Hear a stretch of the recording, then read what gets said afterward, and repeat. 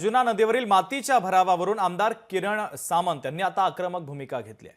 मुंबई गोवा महामार्गावर राजापुरातील अर्जुना नदीवर पुलाचं बांधकाम केले गेले। यावेळेस नदीपात्रामध्ये मोठ्या प्रमाणात मातीचा भराव टाकला गेला, पण पुलाचं काम पूर्ण झाल्यानंतर देखील नदीपात्रामध्ये टाकलेला भराव काही काढला गेला नाही।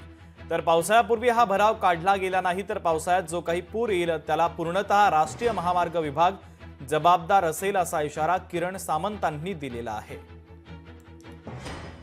वरील पुलाचं बांधकाम चालू असताना जो मातीचा भराव टाकला गेला तो काढण्याकरता जे निवेदन दिलं होतं किंवा मागणी केली होती, त्याकरता मी स्वतः माननीय मुख्य अभियंता शेलार साहेबांना तसंच नॅशनल हायवेच्या संबंधित अधिकाऱ्यांना पत्रव्यवहार देखील केला आणि मी त्यांना अशी विनंती केली, हे काम जर ती केसीसी कंपनी करत नसेल तर तुम्ही स्वतः इरिगेशनच्या माध्यमातून किंवा अन्य कोणत्याही माध्यमातून केसीसी कंपनीच्या असलेल्या डिपॉझिटमधून रिस्क अँड कॉस्ट पद्धतीने हे काम करून घ्यावं ही त्यांना मी विनंती केली।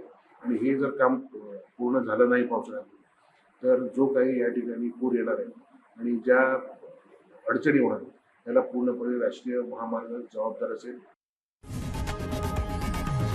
लोकशाही मराठी ऐका, पहा, जागरूक रहा।